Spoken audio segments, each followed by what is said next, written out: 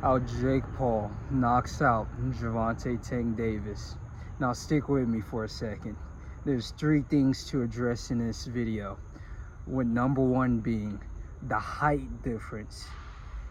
Jake Paul's about 6'1", 6'2".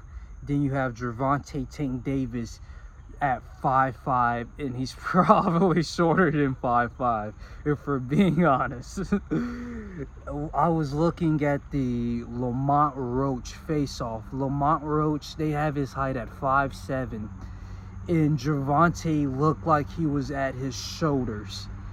Incredibly shorter than Lamont Roach, where I actually, when I saw the difference, I thought Lamont Roach, even despite coming from 130 pounds, he could win against Gervonta Tank Davis, and then he actually did what he did.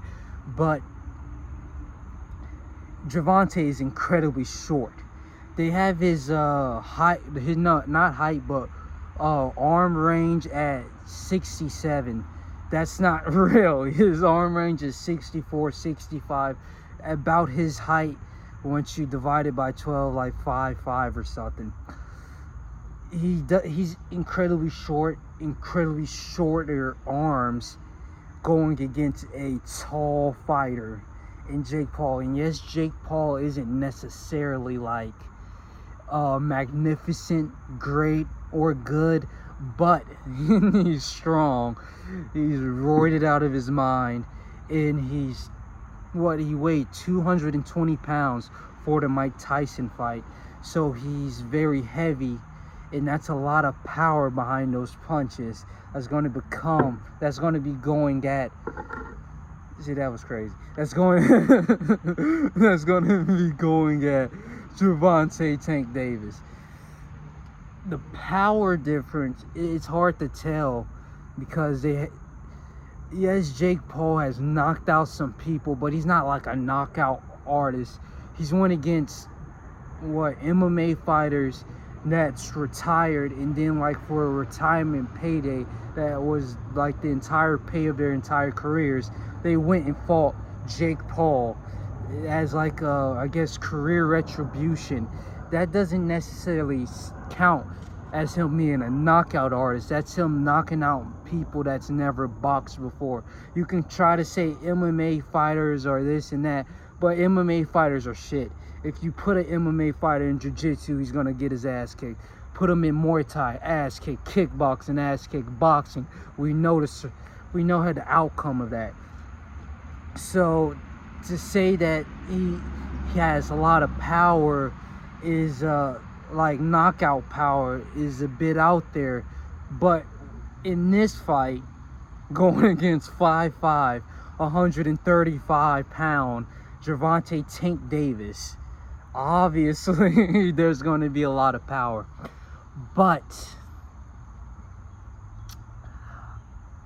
number two is simply the punch output of Gervonta Tank Davis. If you looked at every single Gervonta fight, he doesn't throw a lot of punches. He's not really active at all.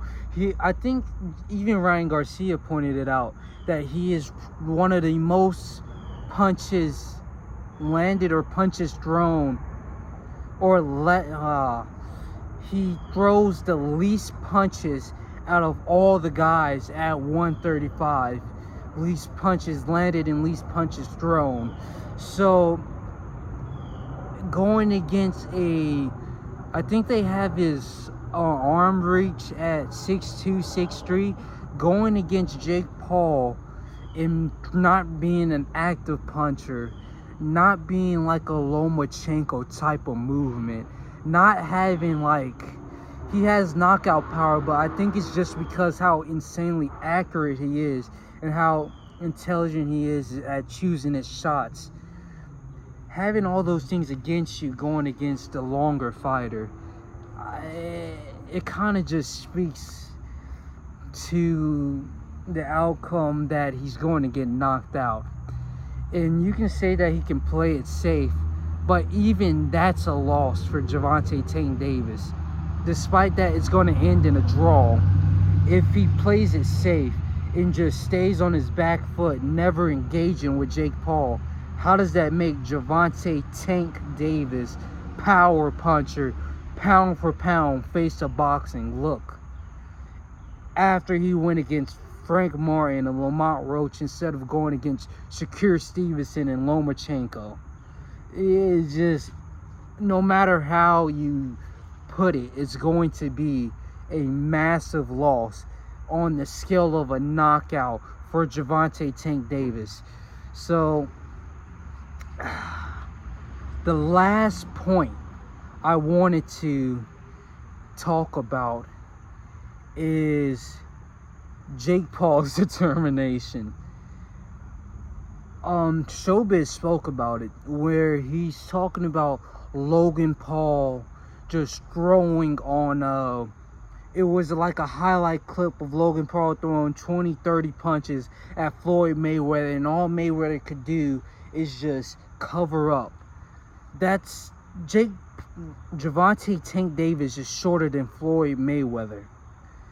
Logan Paul has less talent than Jake Paul. If Jake Paul decides to just go full crazy like he could have done on Mike Tyson, if he just chooses to rain on all those punches with his level of accuracy, his punch selection, he could really fuck up Gervonta Tank Davis. And what can Tank do? Honestly, you can tell him to swing back, but you gotta do a arm length comparison. At what point does Jake touches Gervonta's chin and Gervonta's arm is just in the middle of the air, at his forearm? He can't just swing back. He can't just keep going backwards. Jake can just follow him backwards. He can't just duck and weave forever. I saw in the Ryan Garcia fight that he was ducking so low to his knees. He can do that. But when he comes up with the shot, is he gonna touch Jake Paul's chin? There's not much. I don't know. It's all speculation. It's all theory. It's all just what could be. So, who knows? I'm just talking shit. Hopefully Gervonta Tank Davis does get his ass knocked out, because this is a humiliation on the sport of boxing. When you had Shakur Stevenson free for a fight, still looking for a fight, Lamont Roach just dropped you and did what he did, won the fight and have it robbed from him, and you go out and fight Jake Paul after Turkey did all he could to make sure Canelo Alvarez doesn't make that mistake that you're about to make. Hopefully you do get your ass knocked out, but we'll see.